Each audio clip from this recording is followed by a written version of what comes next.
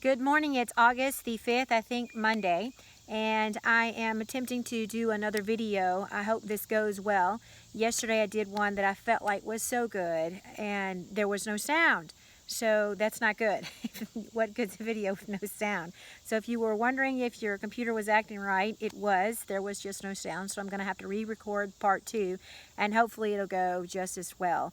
It will be frustrating for me if these kinds of things continue to happen. Sometimes I hate computers, but yet I absolutely love some of the things that we can do with them, such as share with you. It's just me being an amateur, I can share with you some things from my heart if you want to listen. So if you don't, you're welcome to go ahead and turn it off and never listen to it again, and I understand. So I was talking yesterday about why I feel like I have some sort of authority, or why should I be somebody that could speak on some of the immigration things. I mentioned in that first video that I founded a nonprofit. The kinds of work that I do allows me an opportunity to get to know a lot of people from all over the world. I've also done some mission projects which have taken me overseas to really experience firsthand on the ground what life is like living in a society that's completely different than my American world.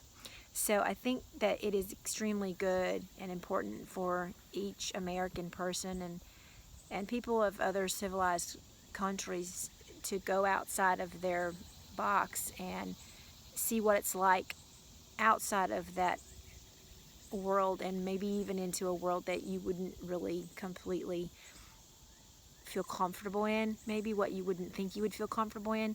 It might surprise you what God would allow you to learn.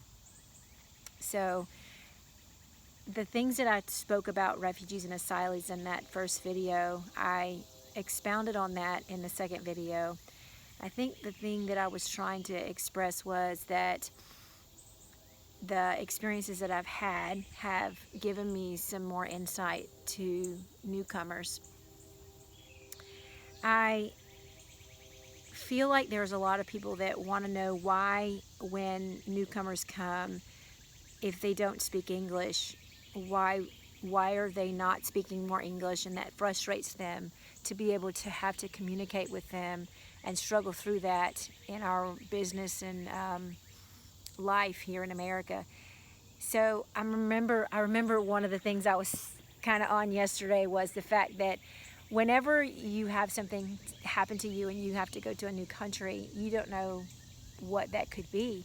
And it could happen to any of us. We're so blessed in America with things that tend to hide us from sometimes the reality of the struggles of what a lot of the world is facing.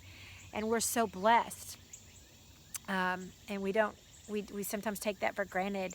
But I feel not sorry for Americans, but in a way, yes, because I feel like we just don't understand. Jesus said, "Forgive them, for they don't understand."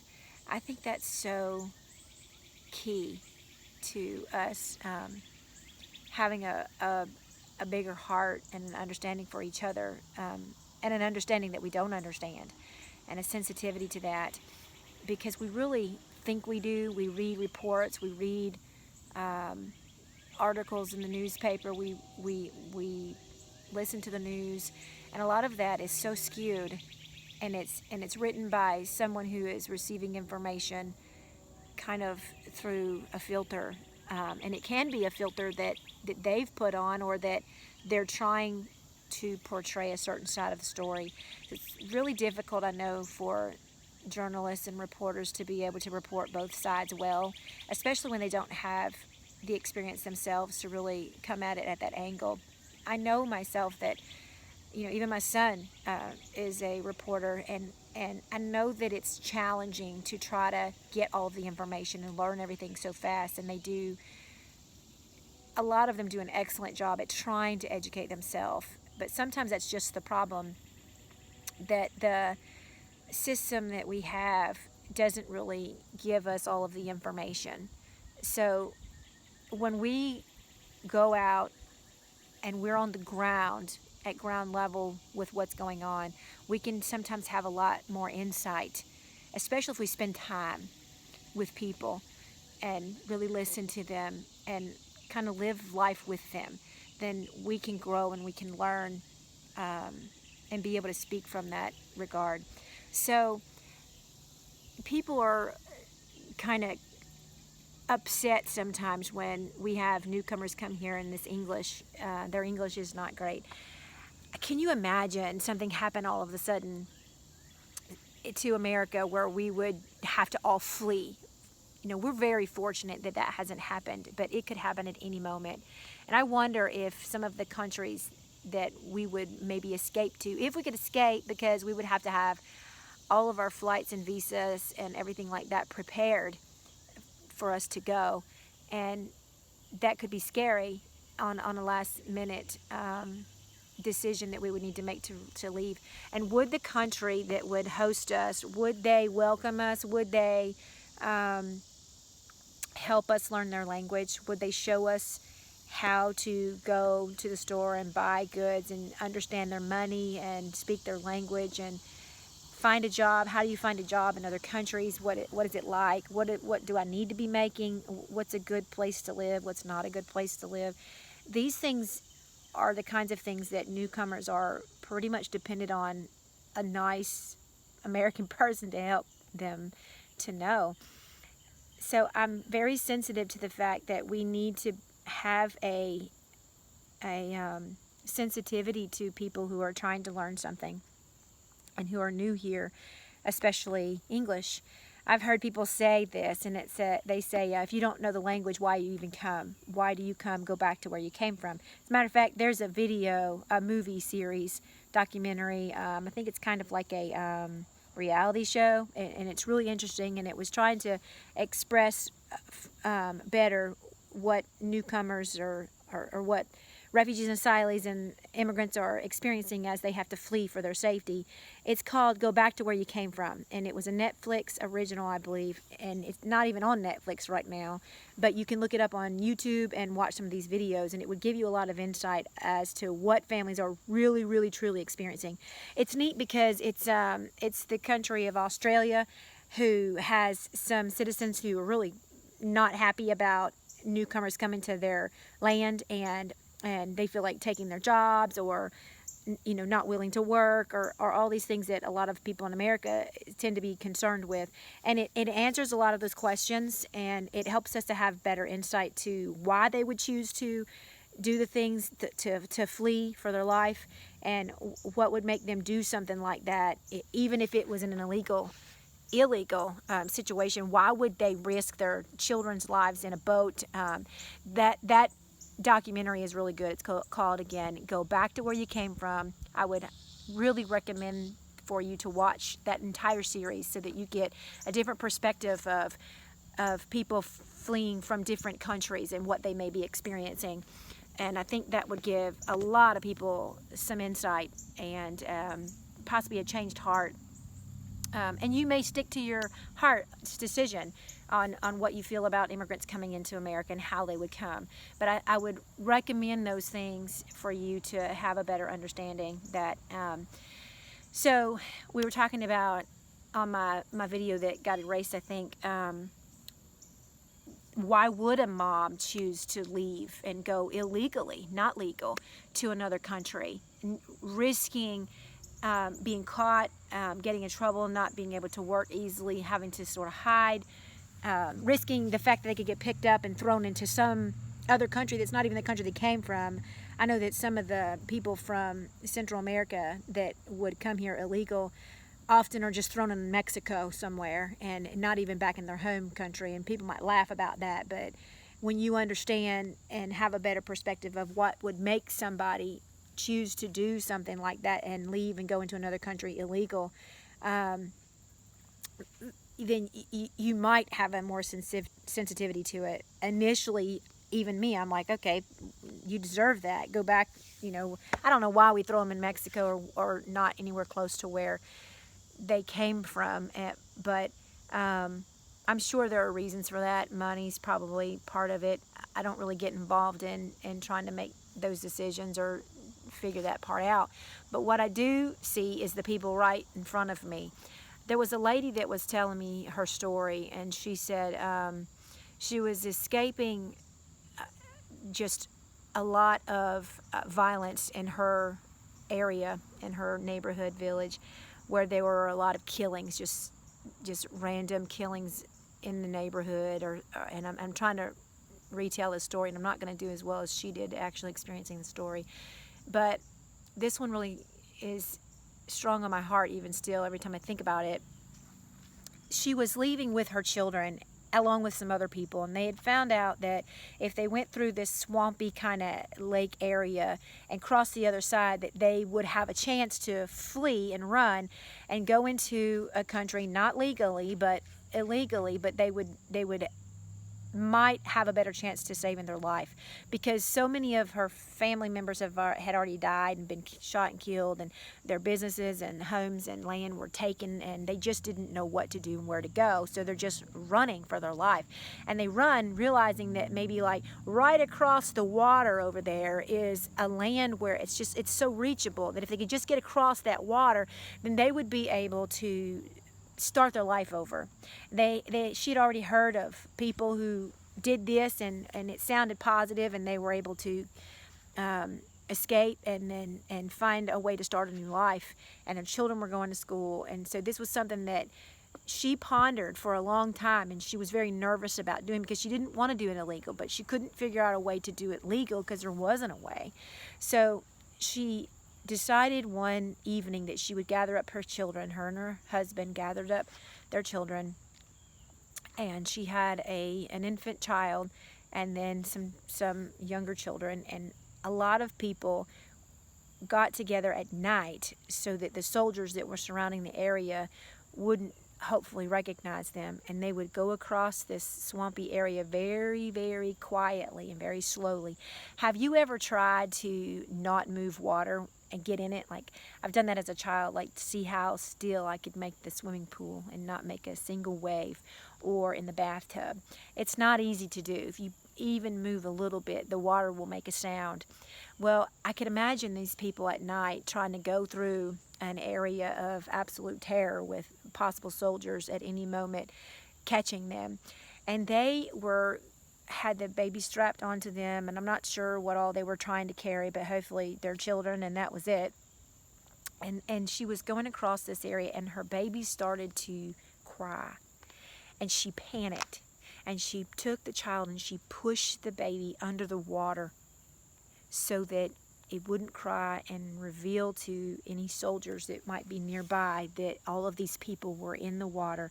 So she tried to save the lives of so many other people by killing her own child. I just can't imagine what she must feel like even today, trying to go back and remember that, and the PTSD, the trauma that might cause.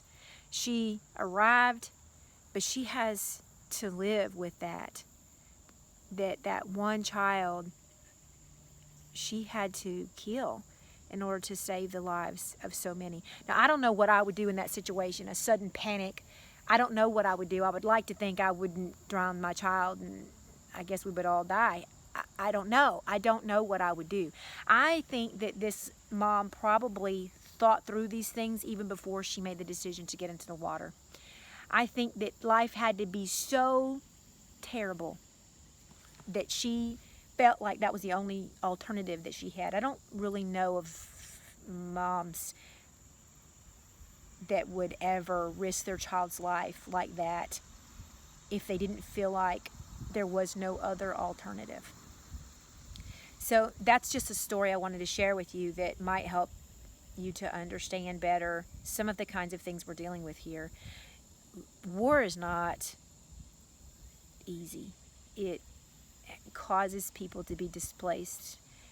Children are affected, women are affected, men are affected, families are destroyed, torn apart, spread apart.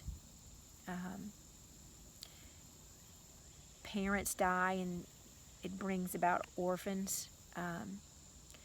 You have people who struggle with their physical damage, the physical damages that war brings to their body, where they have lost legs, bullet fragments in their body.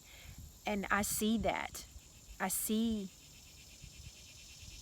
people that have gone through war and terror who have physical damage, who have mental damage from PTSD and stress from having to deal with things that most of us in America have never had to deal with. And I can't imagine, like, literally being on some side of the fence where I'm on the side where there's hope and life, and they're on the side where there's disaster, war and terror, and looking at them and closing that door right in their face.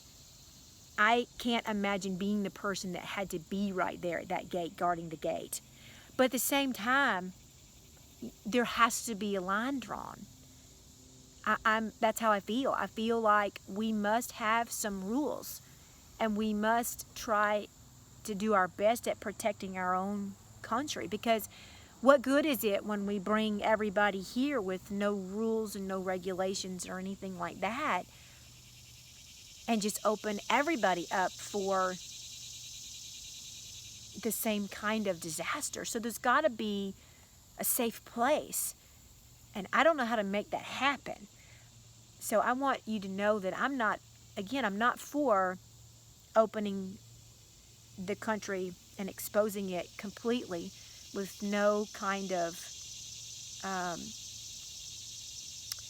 guideline for people to come in.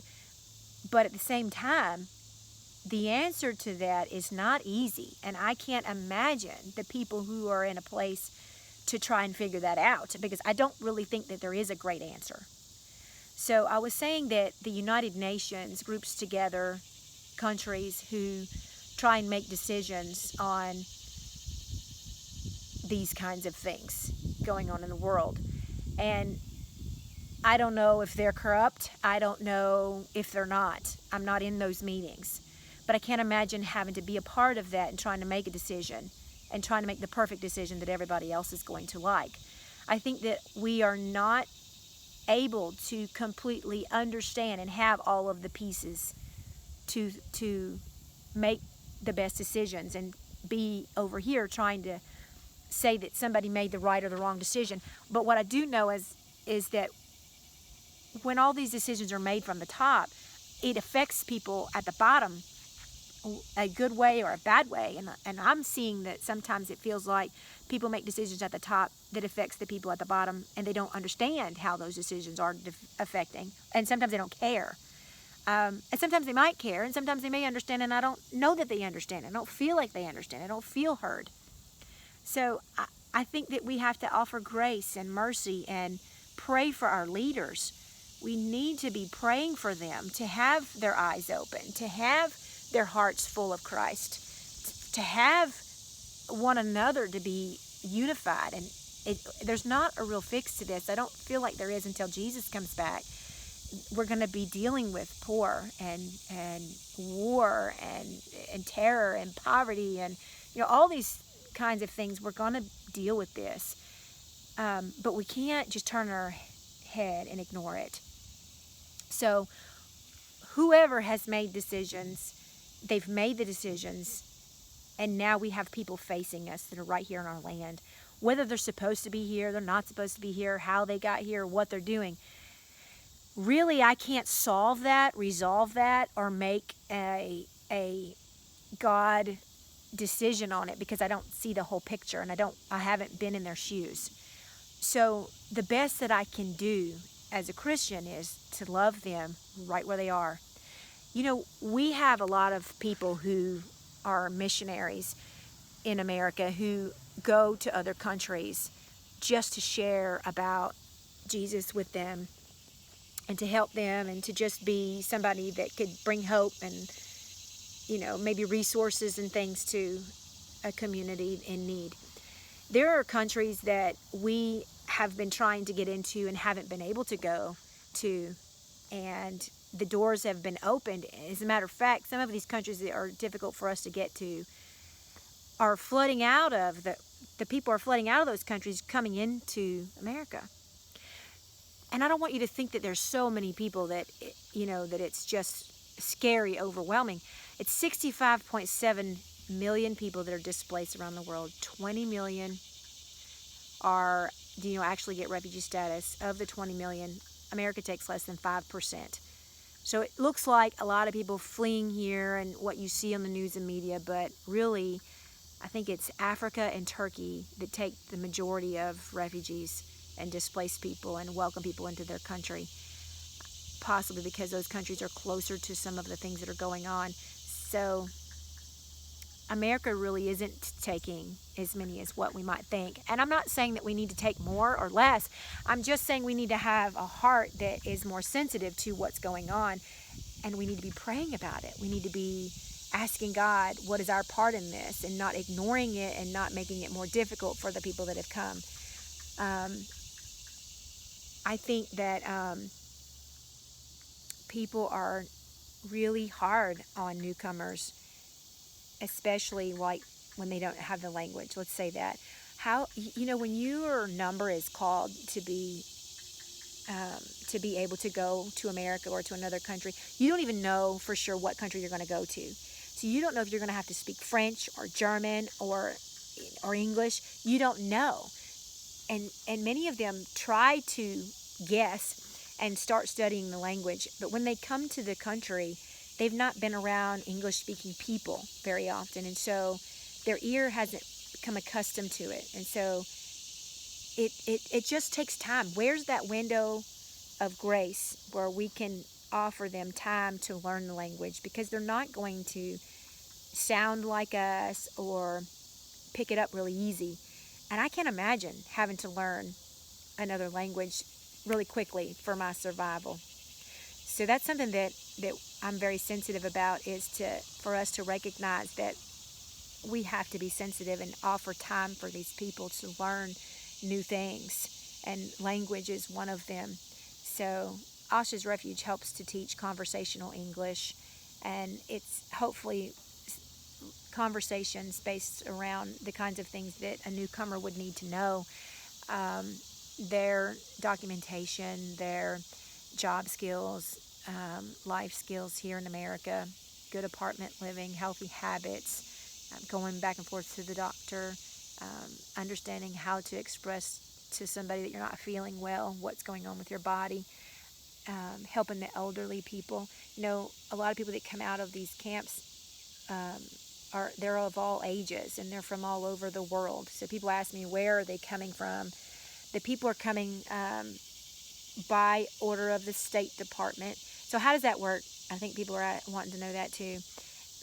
First, the countries they come from, they could come from Afghanistan, Syria, Iraq, Somalia, all areas of Africa, Bhutan, let's say Africa, Tanzania, Gambia, Congo, Rwanda,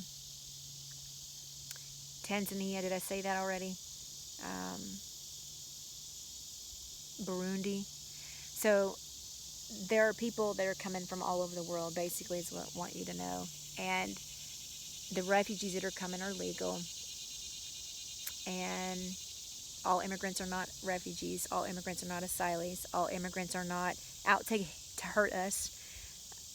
I will at some point hopefully allow you to meet some of the clients that I have, and when you see them and you're going to think, oh my gosh, I was scared of this person, and you have an elderly little lady that's bent over all the way and can hardly walk, and you're afraid of her. So it's kind of interesting to see what we're afraid of, and I think that fear really stops us from being able to share the love of Christ at times, because we're afraid of these people that we have never even faced. And I think sometimes they're afraid of us.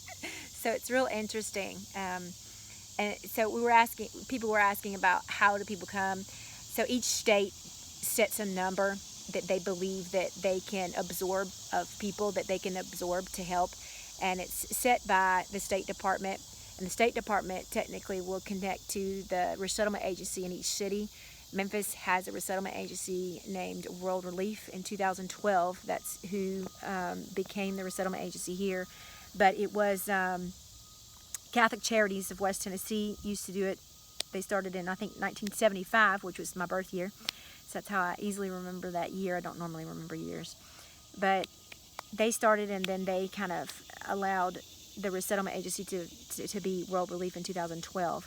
So that was that's been going on here for a long time. Memphis has been resettling refugees at the rate of about 200 per year since 2000. Well, in 2012 and 10, 11, 12, 13, 14, 15, that was about the number.